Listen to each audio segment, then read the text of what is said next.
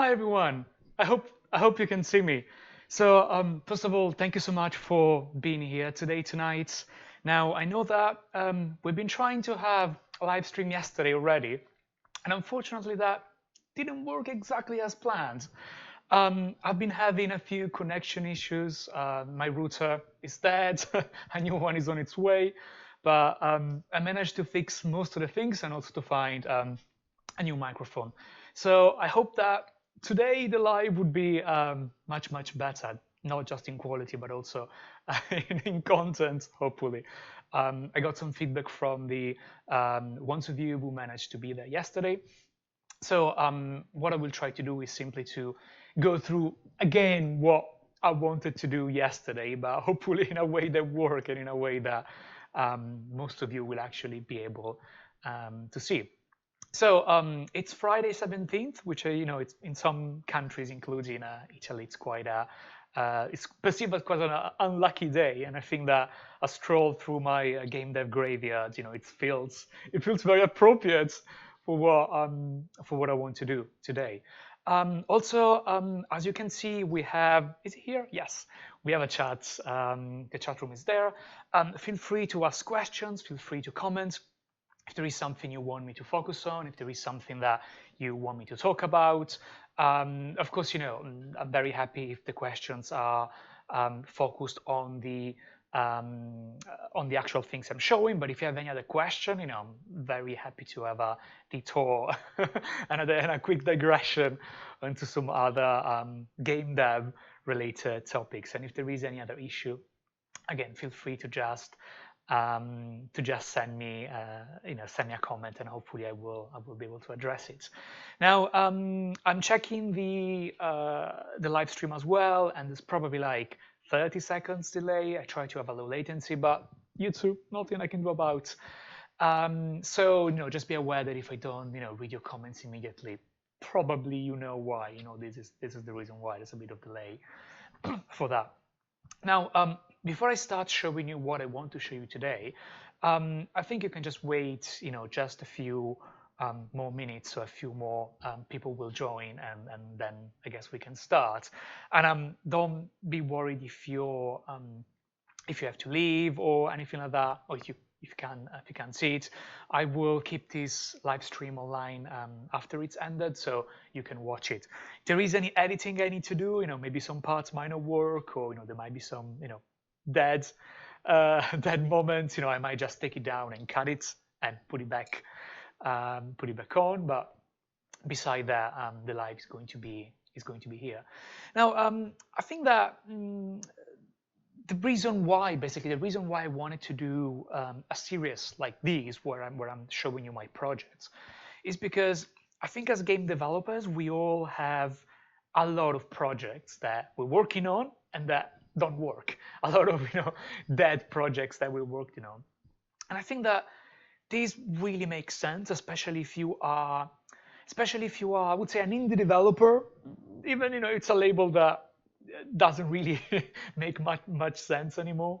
But if you're an independent developer, if you work on your own, if you develop your own idea, your own games, then it's likely that somewhere on your hard drive there's a graveyard of projects, exactly like it happens to me. And I think the reason it's because as a game developer, you probably need to experiment with design, with ideas, with styles, with different mechanics, different type of games, making variants of a same game in order to find the one that really works for you. And I think that this probably is why, at least in my perception, is that this is why game developers tend to have not just 50 versions of Unity on the same machine, well, if you're working in Unity, but also maybe 200 dead prototypes that are somewhere laying around on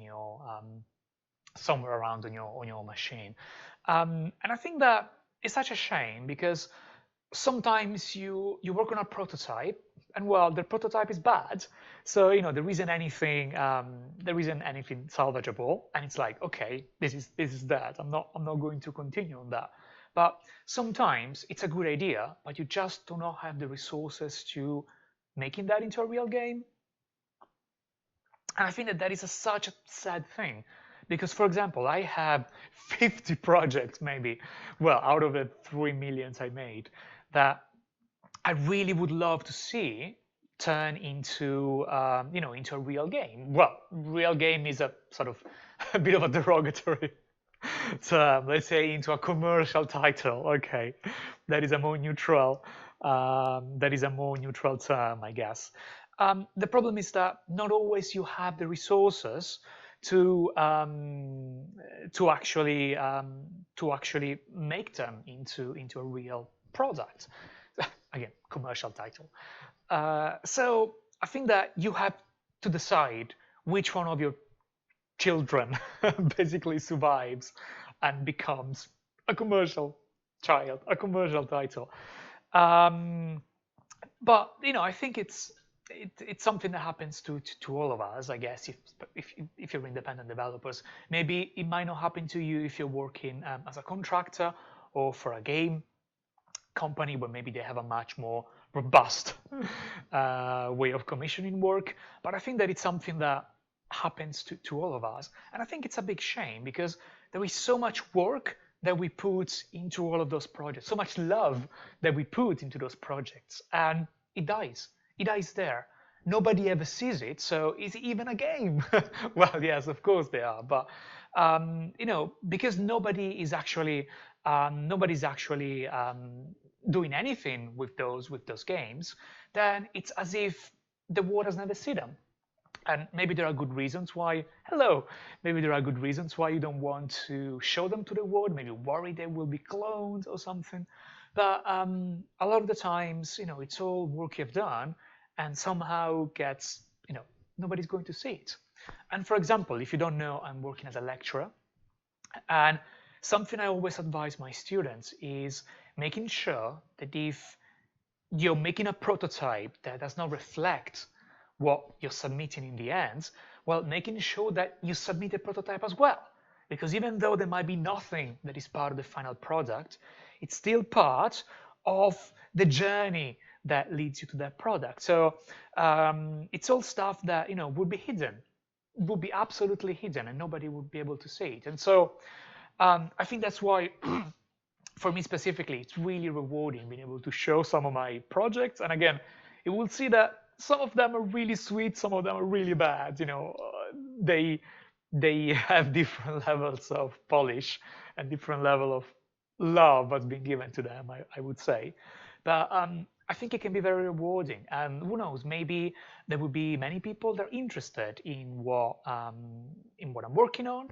And maybe with enough feedback, I could resume some of those projects, or maybe I could know which project I definitely should not resume. So I think that I've been talking for quite some time. So and I see we have about 10 people. So maybe we can start showing you what I want to show you. So let me start by showing you a tweet that basically made one of the projects I've been working on sort of out to the world. Now, back in 2018, I didn't have a chance to attend the Global Game Jam. I'm sure all of you are familiar with game jams, but if you're not, it's basically a couple of days during which everyone around the world is making a game around the same thing, which is a really cool thing. So I didn't have a chance to participate, mostly because I did not necessarily want to have, the constraints of the Global Game Jam and the time constraints. But I took that. Well, I didn't want to make a finished product, if that makes sense. I only wanted to focus on something fun that didn't necessarily have a game loop, a complete game loop around it.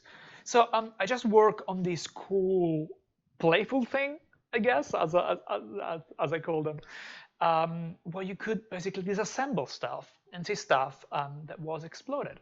And I think that at the time, this tweet actually got quite a lot of attention. A lot of people really was like, I think this could be a real game. Sorry, commercial title. I think this could be a commercial title. So I was quite interested into developing these further. And truth be told, I actually got in touch with a few other developers to see if they wanted to make a game out of these. And I had millions of ideas around these specific projects. But unfortunately, like it happens often, resources, time, energy, the thing didn't really happen. But it's a project that, one way or another, I really would love to. I really would love to bring back to life and to resume. So, oh, hi. So let me see if I can show you how these projects look like into Unity. Now, I can see I have here the scene open, and probably in the game window here, you can see it looks pretty much like the one that you've seen on Twitter. Now, as you can see, it's all compact. It's all a single thing. Now, let me run it, and I can show you how I actually made this.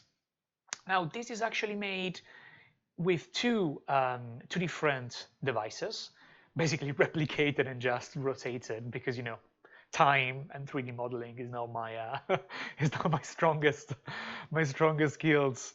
I have to say. So what have I done basically? You can click on one of those devices, and you have in the inspector a lot of properties and a couple of buttons. Now, if I click on explode, what happened is that this thing is exploding. All the pieces are coming out, and you can see them, while they're unfolding and unscrewing. And I love this kind of aesthetics. I love seeing how things are made. I love to see how, inside objects. I think that I have, scientific background, but I'm also quite interested into seeing how, not just looking at things, but seeing how they work, looking inside all the tiny things that make them work. So for me, being able to look at something like this is really pretty. It looks really nice. It's an aesthetic that I really like. Let's try to explode even the other side. Hopefully we can check that. So yeah, really really nice. Now, what I think it's really interesting about this project is that I could have done it in a few different ways, and I imagine that a lot of people probably would have done it with an animation. If you're an animator, if you know how to do animations, well, you have mechanim. I don't know how to pronounce it. I forgot. Um, you can use that, and you can animate these as much as you want. And in games, you often have the sort of animation of doors that opens, and really complicated, especially sci-fi doors. And so, animations for some people are the best way to go. But, I love to code. I'm not a very good animator, and I want something that I could reuse potentially for a lot of different scenarios, a lot of different projects. I wanted something that I could potentially bring forward to, to into a different games or different objects without a need to get help from an animator. I wanted something that I can do on my own. I wanted something that could play with my strength, basically. So I made these basically with a single script. And what's happening is that every component knows basically what it has inside, knows what it's connected to, and what it needed to be detached in order for that component to be able to be taken out.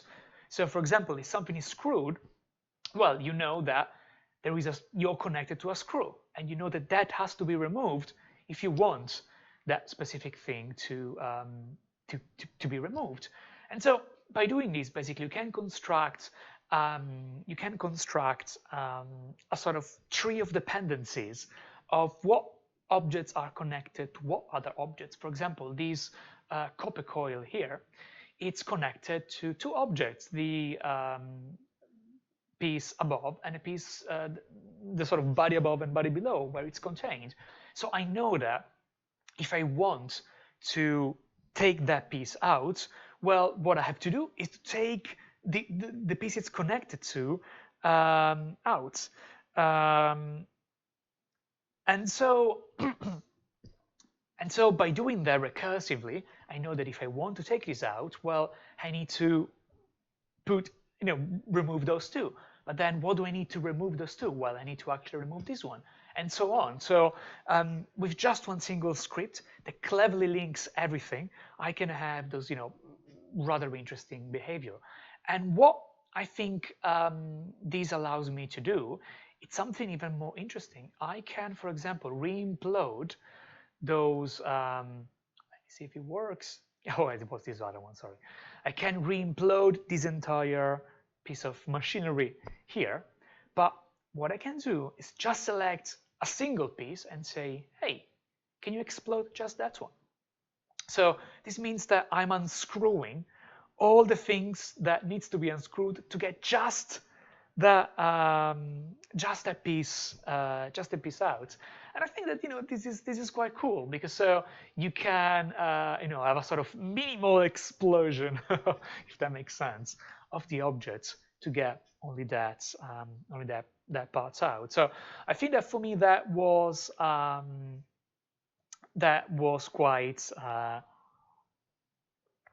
quite interesting way of doing that, I guess.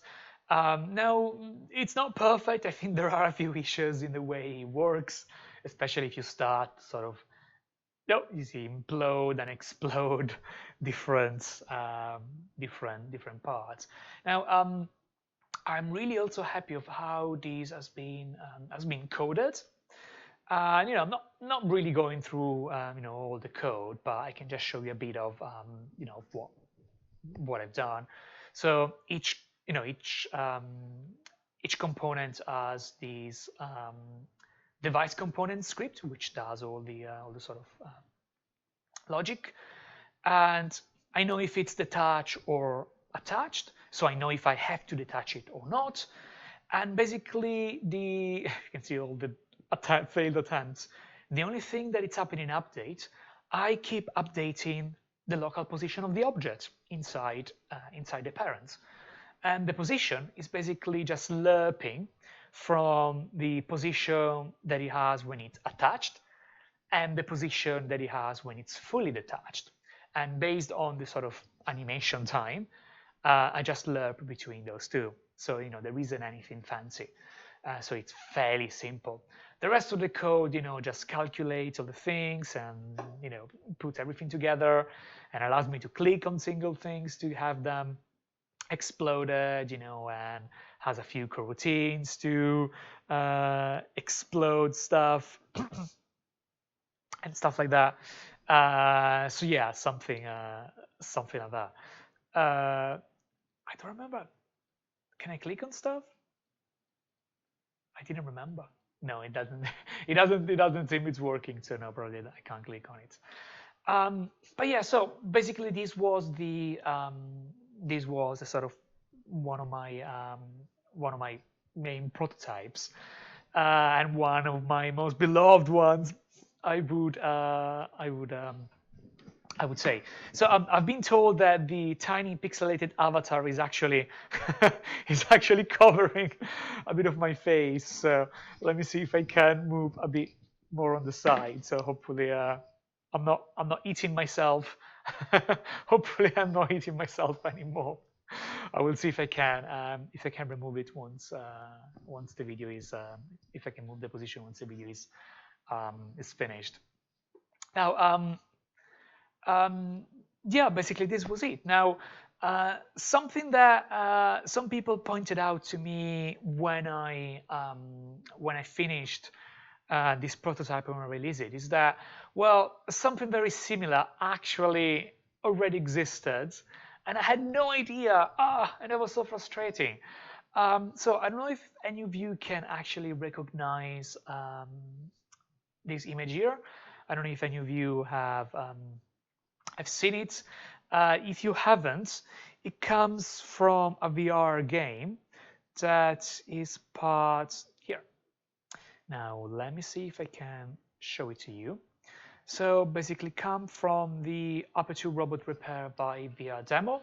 And if you've played Portal, you know that you have a couple of robots, clumsy robots that are doing things and basically can be used for the co-op mode. And in this VR demo, you can actually repair them. And you see them, you see one of them, and all its components are sort of floating on this repair room. And when you press the button, you have all of those machinery coming out, all the guts of the robots coming out. And oh my God, I'm obsessed with this. I love this look. I love this aesthetics. I love the way it feels. I love how you can rotate all this kind of stuff. Of course, this literally was just an animation. So there wasn't anything much you can do. You can actually sort of pull it back together, but they're nothing more than an animation. So you can't really you can't take anything out, repair it, and put it back. It's just a thing that you can do for fun. But yeah, this kind of aesthetic, oh my God, I love it. I would absolutely love to make something like this. And funny enough, well, in this case, the robot is dead, so yeah, not much to see. Funny enough, this was actually called Robot Repair. And well, the reason why it was called Robot Repair, I think, a couple of reasons. One is that one idea for this game was, well, for this prototype thing, was that you could, you're a robot and you have to repair those machinery. So a bit like it happens in the game, you see all those pieces and you just somehow have to take one out. I don't know, maybe you can just take, I have to pause it. You can just take the coil out, you repair it somehow, you inspect it, and you put it back together, and it just gets back in. But also, maybe you are doing it on robots. So you're a robot repairing robots. And I had ideas for sort of ethical parts of that, the kind of things that could happen on that. Now, I think that it's quite interesting how you name your projects before you made a game. Sometimes you know what you want to do, and it's very clear what the game is going to be. And so, immediately okay, this game is going to be called bam, and you have the title. Sometimes you're making a prototypes and you don't know what you want to do. So I see a lot of games that have a lot of projects that have like robot game, space game, RPG game, that kind of titles. And I'm sure that I'm not the only one that has these. Now I see there are a few comments, so let me see if I can have a look at them and maybe answer some of your questions. Now I see that the audio only comes from the left. Let me see if I can fix it. I'm not sure if I can fix it right now. Let me see. No, I don't think I can fix it right now, unfortunately. But Marco, thank you for letting me know. Unfortunately, I wasn't testing this one with headphones, so I couldn't feel that. I hope it's not too annoying. Hopefully, in post-processing, I can fix that. But for the next stream, I will see if I can. I will see if I can fix that. And also, I have a question from Krishnan. I hope I pronounced your name correctly. How is the final position in loop calculated? So this is actually quite interesting.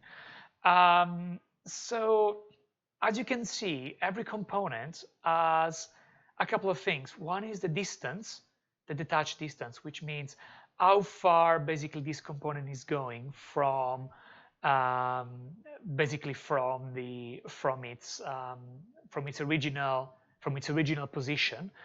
And another one is the direction. So basically, I have an empty game object that indicates where these components, the direction this component needs to move. And this is because those objects can be rotated, so I never know sometimes in which direction they are oriented. For example, maybe I want this to move this way, or maybe I want this to slide this way, or maybe I want it to go, oh, I want it to go this other way. It depends. So this is not something that I wanted to be encoded in the 3D model itself. I wanted the freedom to be able to move any object in any direction I wanted, regardless where I want it. So you can see a lot of the time those direction and oh, that's quite far. Those empty game objects that indicate that the forward direction is basically the direction in which the component will go. I think it's Z, right? Yeah. So this means that the object that uses these as a direction will move along this axis, and will do it by this amount. Now the positions, I guess. Let me see if I can find them. Yeah, there were a few attempts to make this work, but yeah, basically in start, I get the attached position as the local position. Where I am now is where I need to be when I'm attached. And then I just take the direction. Oh, sorry, it wasn't the forward, but the up direction of the transform I'm using to move. And I just basically move it where I want it to move. And then I just need to do some transformation to make sure that this works regardless of my orientation. And then basically what I have is that I have two local positions that I can lerp to. So effectively, it's a very, very simple script. Now, there are a few things that I'm not really happy with this script. One is that I can only move in one direction, and this is the only, and I can only basically have a linear movement. I can only go up and down. Oh, shame on me, I wasn't showing the screen. Sorry. So let me just quickly show it again. So in start, I get the attached position as the local position where an object is, and the detached position is basically the position where I am now, detached basically. I'm moving from where I'm now a few meters in a specific direction, and I just yeah, and I just basically move it on that. I'm sorry if I forgot to switch back the screen, but basically every component has the distance that indicates how much, how far it has to go from its attached position, and also the direction, a reference to a transform that indicates in which direction this object has to move. And yeah, so a couple of issues I'm having with this is that, of course, they cannot rotate. For example, we have a lot of screws. This code doesn't rotate. Well, I think it would have been much better, at least, you know, maybe much more interesting if I could have a list of movements that I want those components to perform when they're moving, basically. So, for example, maybe if I have a screw like this, well, maybe actually it starts rotating when it's unscrewing, and then while it does it, it also, you know, moves upwards. So those are all things that maybe, you know, could be encoded in a script that has support for multiple movements primitives. And actually, you can see here that there's some liquid spheres, because I was also trying to play with shaders, and I was also thinking, what happens if I also have some liquid that may be a part of this machine, and when I'm exploding all the components out, I have this fuel maybe floating in bubbles floating outside of the tank and then going back inside again. So I was playing a bit with shaders to do that kind of stuff, but they never. You can see they never went that far. Now, if you have, of course, if you have any other questions about this specific project or how I coded stuff, feel free to type it, and I will be more than happy to address any of that. Now, in the meantime, let me see if I can show you something more.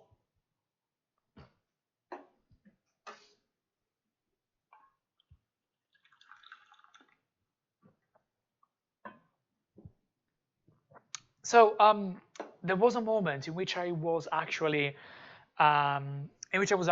pitching this game to a few other colleagues and friends to see if there was any chance to making this into commercial title, as I said before. So to sort of convince or persuade one of my friends, I actually worked not just on these, but I worked on another demo that I was hoping could have interested them much more. So let me see if I can show it to you. Yeah, basically, I was working on this tiny Lego mini Star Destroyer and see if I could apply the same script to this one as well, and basically make a different demo that could show how well this could perform on a variety of other scenario. So you can see here all the components, all the single Lego pieces, Lego bricks of this mini Star Destroyer, and basically the components that hold all of them together is the final one. Just because that's how I decided to explode this one. So when I'm trying to explode the bottom component, because it's the last one, it forces every other component from the very top to be removed until you reveal that one. And so it creates this sort of, I think it's a very cool Lego animation. It's not perfect. Maybe there's some clipping. I think some of the pieces might be clipping at some point. But I really like the aesthetic. I really like how it works. I really like how it feels. I really like how it feels. So yeah, it's something that I think has potential to become something more. It has potential to be transformed into maybe something more interesting. Now you can see that there are a few issues with these prototypes, because if I start exploding and imploding random pieces, you will see that some of them that will just pass through each other. There are no colliders, there isn't anything like that, and you can see it can end up in a sort of wonky state. But again, this is because this was not supposed to be a finished product. It was supposed to be just a fun prototype. So I'm okay for what I've done. I think that I'm quite okay with that.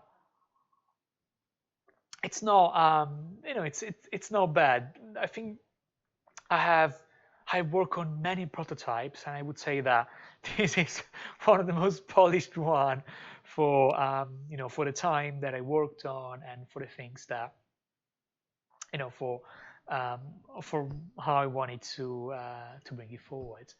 But yeah, if you have any question, just feel free to type it in the comment, and hopefully I can take some of them. Ideally, I would like to make these into a regular thing. So I think it's a chance to have a conversation as well.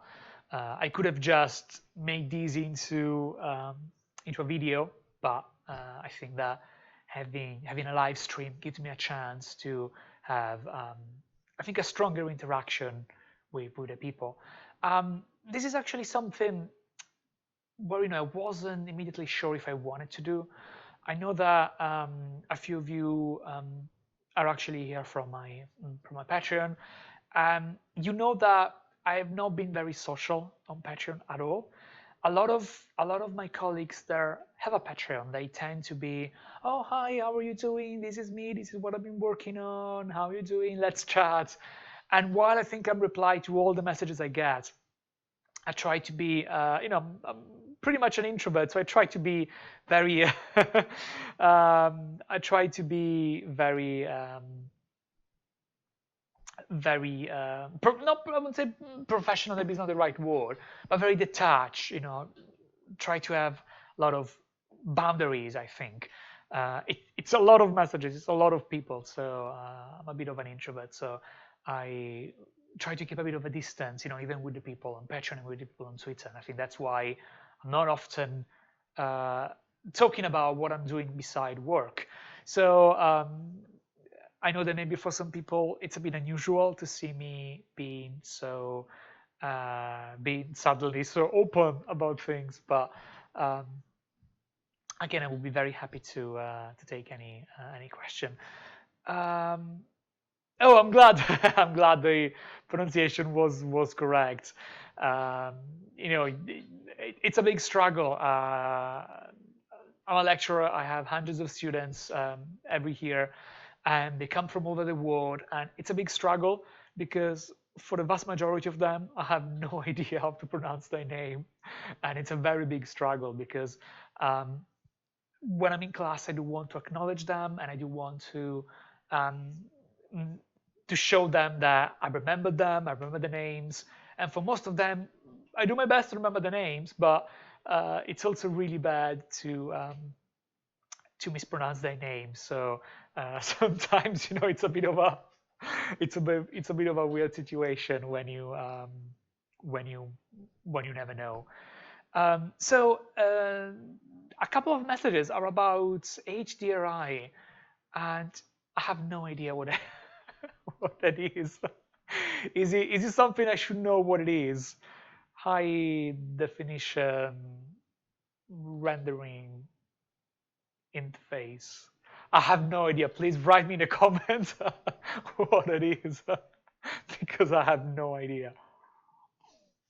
Oh, thank you so much, Marco. Thank you so much. I think it took quite a long time to get to get what it is now.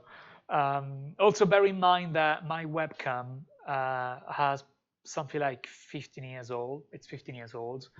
Um, so so yeah, I think the highest definition it can get to is 640 pixels. So yeah, I can't. Oh, I was very close. I was very close to that. Oh yeah, I can try to do that. I can try to do that. I've seen a lot of people having blurred background and stuff like that. Um, I think I'm improving. I'm improving a lot. If you remember the first stream I've done last week, it was on Twitch. It was working fine, but I think that technically wasn't very advanced. So I've discovered I could have the comments. I try to put a bit to make it look a bit more polished. And again, I think that if a lot of people have interested in that, in having live streams like these, I would be very happy to invest a bit more, maybe into a camera that is not 15 years old. But also, I don't know, maybe it's a struggle because if you get a better camera, then probably you see how unprofessional my setup is. So I know it's probably nice being able to keep it disinformed, but maybe a bit higher resolution wouldn't mind, I guess. I think it can be a bit can sounds a bit more professional. Now, if there aren't any other questions, I can show you the final things I want to show you this evening. So, as you probably know, one of the reasons why it takes so long for my tutorials to be released, it's because I'm not working on a tutorial at a time. I'm working on 50 tutorials at the same time.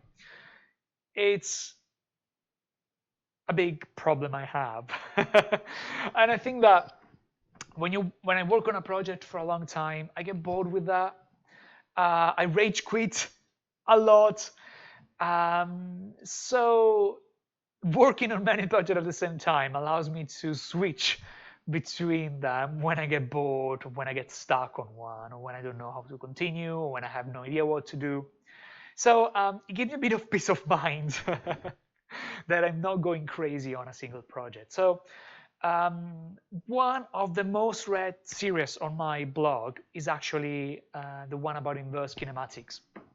If you don't know, inverse kinematics was one of the topics of my PhD. Well, it wasn't the topic, I would say it was something that was heavily featured in my PhD at Imperial College. I was building, how can I explain it? I was building robotic arms with Lego to shoot fruit flies, genetically engineered fruit flies. Absolutely crazy stuff.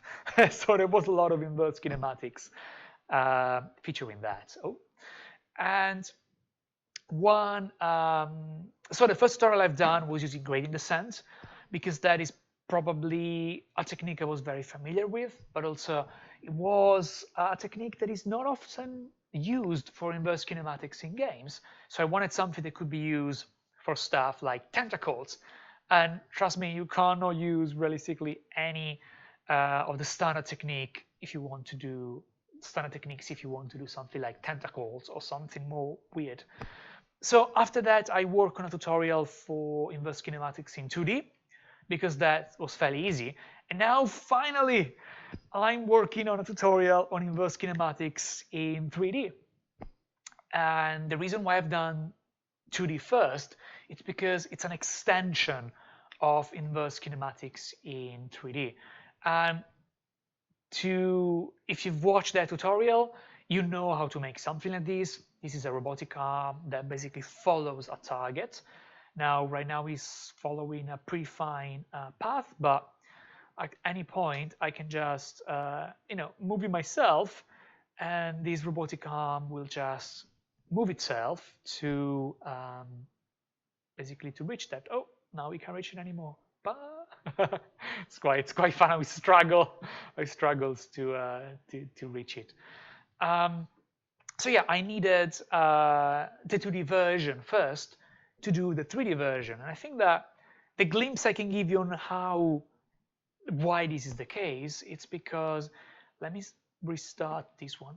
If I move this one at the center, and I'm moving this on this plane, you can probably see that inverse kinematics in 3D can be done by using inverse kinematics in 2D on a plane. You can see here that if I'm rotating around the y-axis, well, the only thing I need, well, this basically is exactly the same as solving this problem on the xy axis and then just rotating it around. So it is the base for a lot of trigonometry, but it is the base for this one in 3D. And what I think it's even more interesting than that is that this is actually the base for a spider leg tutorial. Now, I'm so upset because there's a couple of people that have posted on Twitter spider legs tutorials, which I was supposed to do, but it took me 3 years. So I can't really complain. It took me 3 years.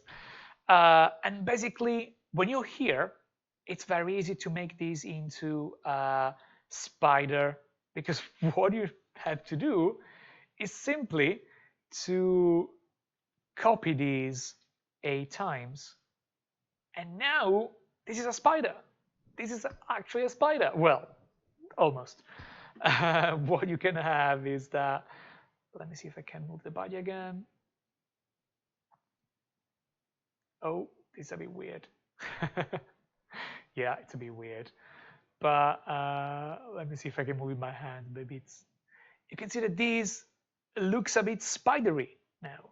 So this is why it took me so long to make. Whoa! This is why it took me so long to make this tutorial, because before being able to talk about spider legs, I wanted to be able to talk about inverse kinematic in 3D. And for inverse kinematic in 3D, I needed to do the 2D one. And as you know, I don't like to make assets. I like to make proper tutorials. Um, so yeah, I like the idea of teaching people how to do things just creating rather than just creating assets that they will use, but then they cannot do, they cannot reuse in any other, they cannot readapt in any other scenario. It's a bit of a double-edged sword, I guess, because if using an asset, usually you credit people that made the assets. If you learn from a tutorial, you don't usually credit the people you learn from. So it's really annoying because I have hundreds of people emailing me like, "Oh, your tutorial allowed me to do this in my commercial title," and I'm like, "Where are my credits?" you know. And this is something that if I had done an asset on the asset store, I would have definitely been credited. So it's a bit of a weird,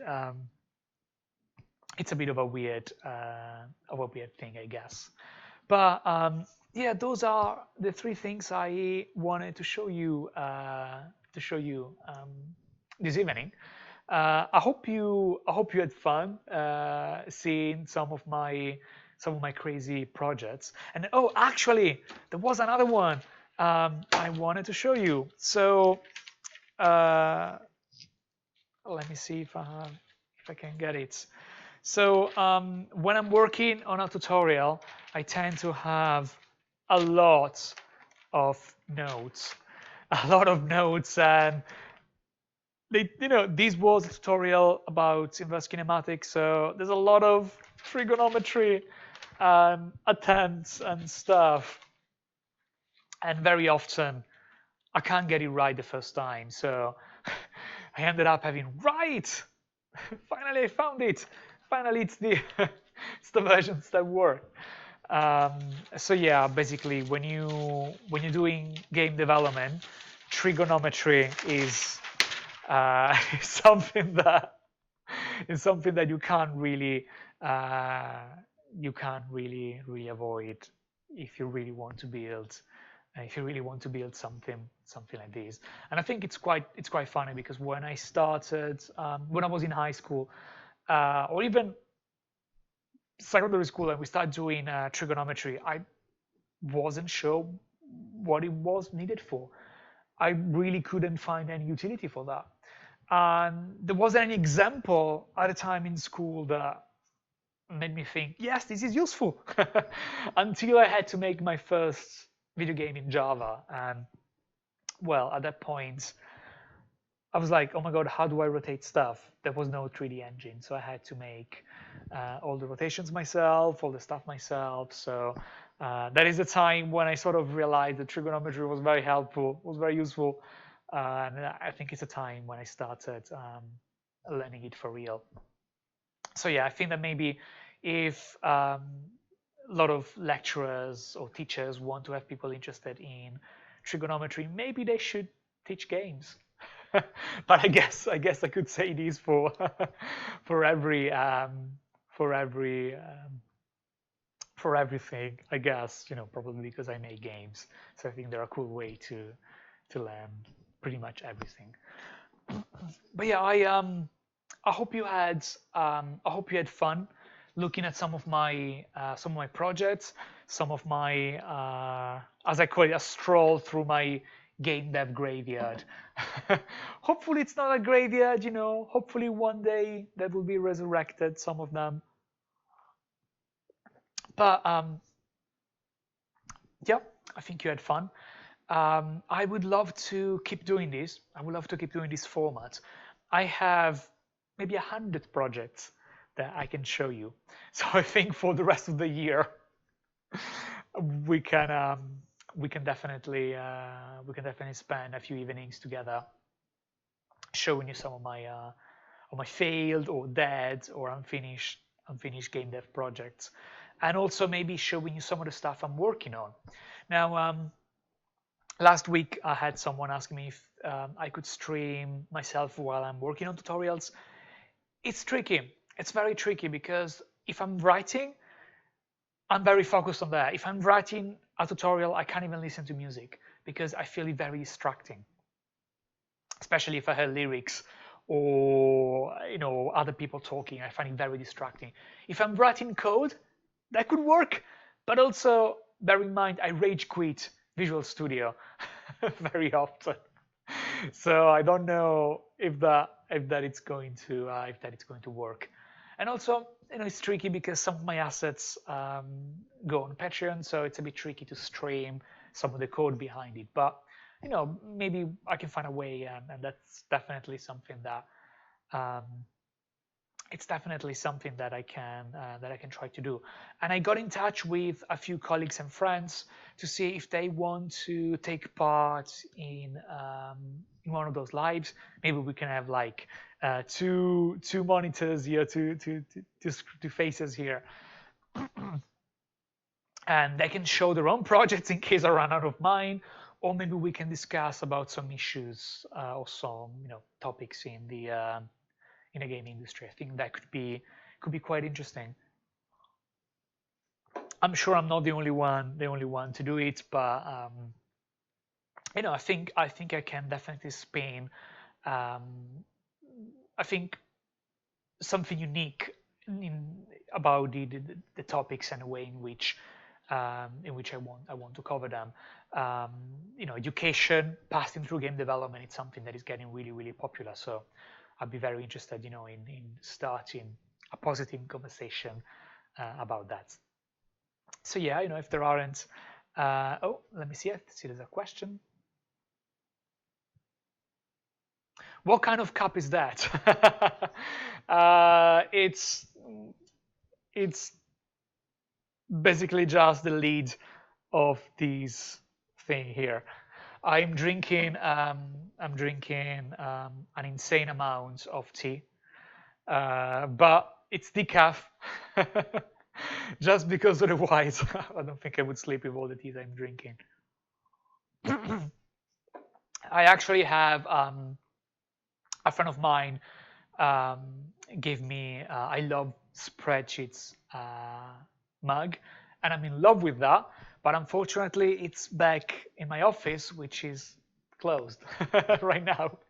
So I don't think I can show it to you for a few more weeks. But not much you can do about it, unfortunately.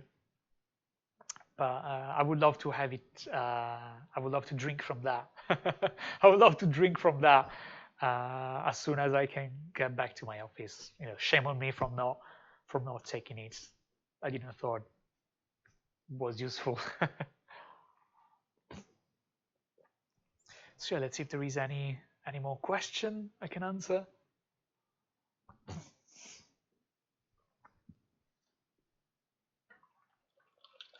Is this ASMR enough?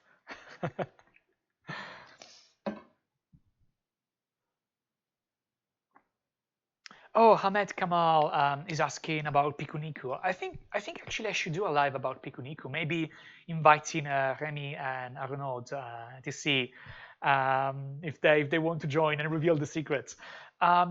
So I'm not the one who actually did the leg physics of Pikuniku. Remy actually did it. Is the lead programmer, is the one that started the Unity project, basically. So all the credits for the craziness of the leg system goes to him. No, it wasn't really Unity physics. I think it was mostly custom-made stuff.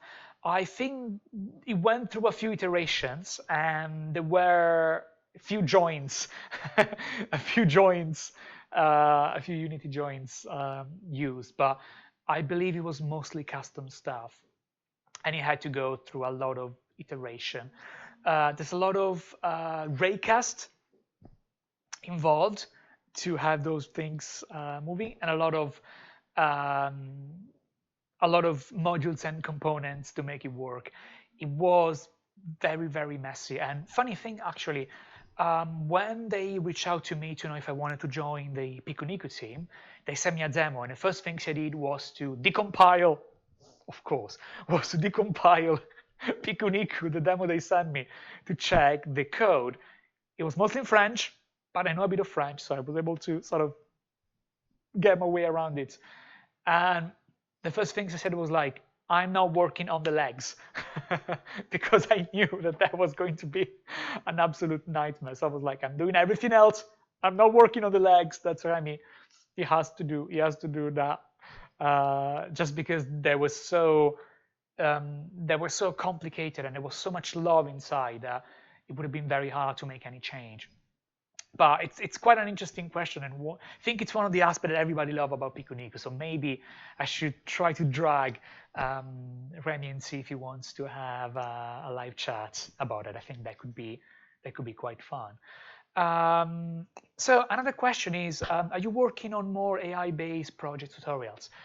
Yes. So right now, one tutorial that is on hold, but it's there, is about ML agents. So I don't know if you've seen it. Unity has a sort of machine learning framework called ML agents. I don't know if it's still a thing. I don't know if it's still alive. I don't know if they soft killed it. I have no idea.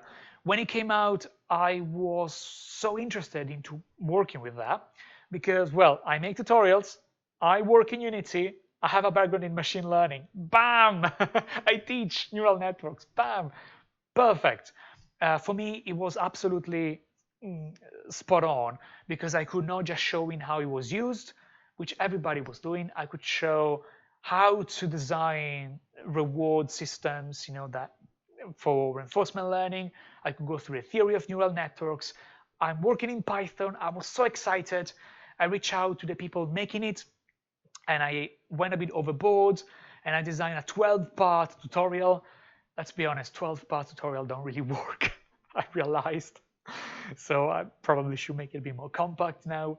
The problem is that it went through so many iterations while I was working on it that Unity broke it 50 times. I restarted the series twice.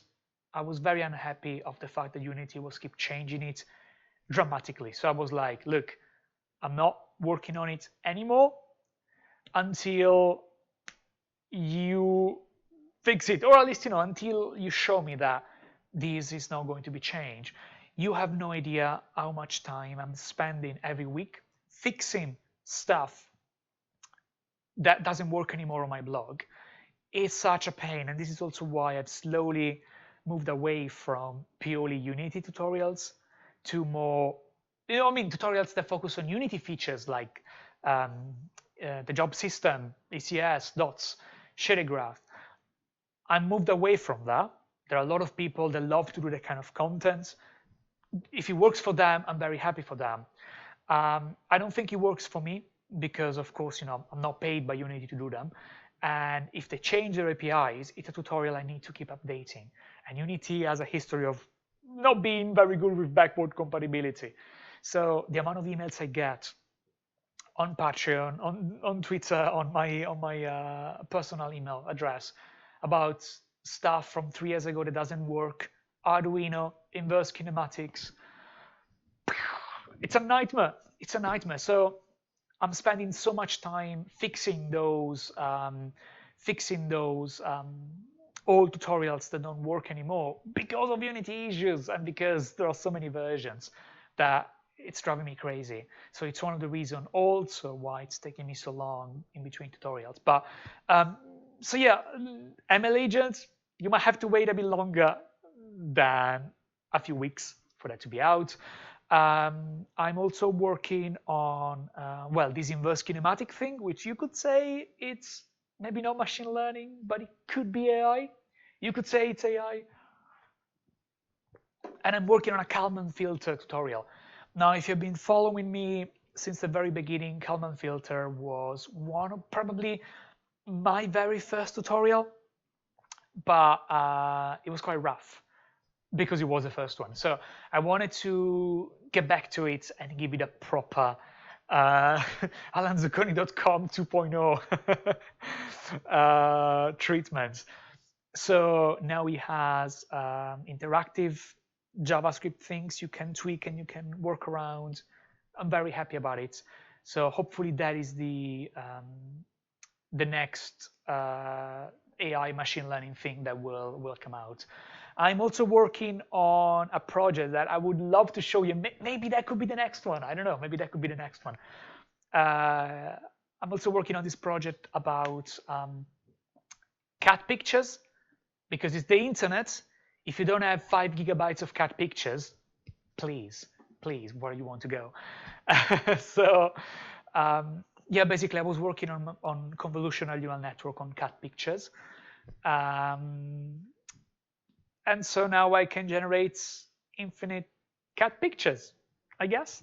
So maybe that's another project I want to write a tutorial on. I don't know if you've been following me on Patreon for a long time, but maybe a couple of years ago, 1 or 2, I asked people to send me their cat pictures.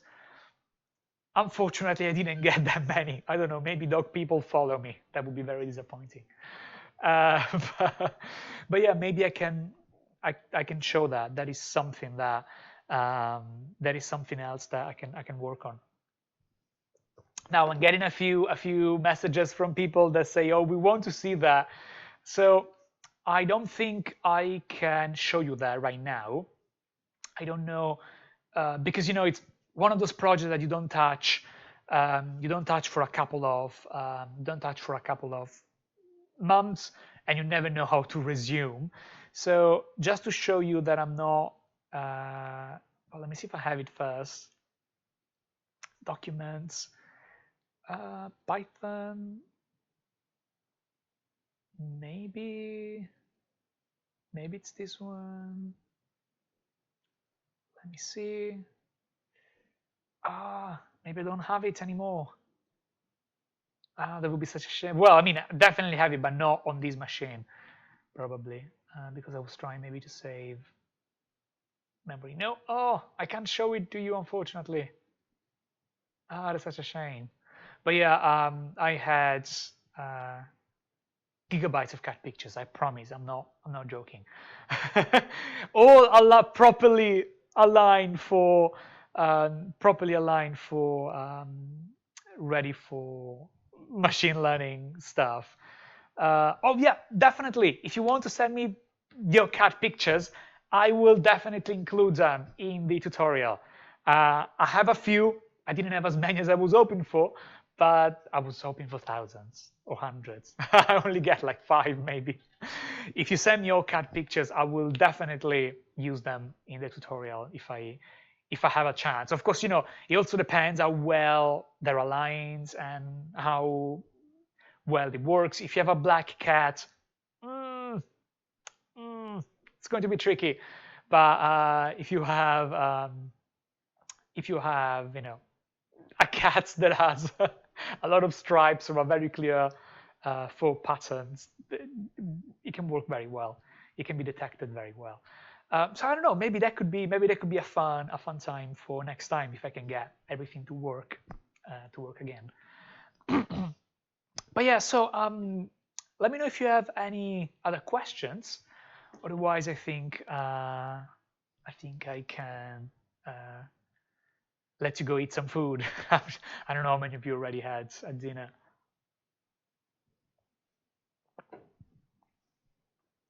And also,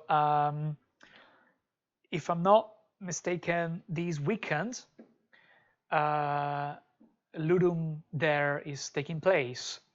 So if you had a chance, if you want to spend some time making something this weekend, maybe taking part in Ludum there could be something fun. I'm sure a lot of people are streaming. I'm definitely not streaming Ludum there. Because again, rage quit. Rage quit is real when I'm coding. But yeah, hopefully that something some of you can do. And if you're streaming it, send me the link. I will be happy to have a look at what other people is doing.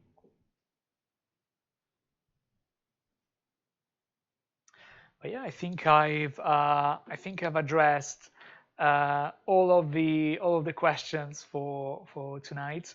I'm really committed in making these into a recurring thing. So very likely next Thursday, I will probably try to find the best time. Let me know if this worked or if you want another one. Yeah, probably next Thursday I will stream something different. I will try to do the cats. I'm not sure if I can. I need to see if I can resume the projects in a way they work, but send me the pictures. You know, you never have enough cat pictures, I guess. I will not complain if you send me cat pictures, don't worry. But so I really hope you had fun tonight watching some of my projects, some of the projects that didn't make it but still deserve to be loved, I guess. Um, if you have any comments, if you have any ideas, if you have any suggestions, if there is something you didn't like, I know there's a mini Alan, there's a mini Alan Zucconi.com. You decide that it's a bit annoyed. I will try to get rid of that. But if you have any other comments, let me know, and hopefully the next live stream, will be a bit more professional. I think the camera will still be bad, but at least this time the microphone has improved. So step by step, I can I can get as professional as Freya, hopefully, or at least I can try. So once again, thank you so much for joining me, and I will be very happy to see you next week. Bye.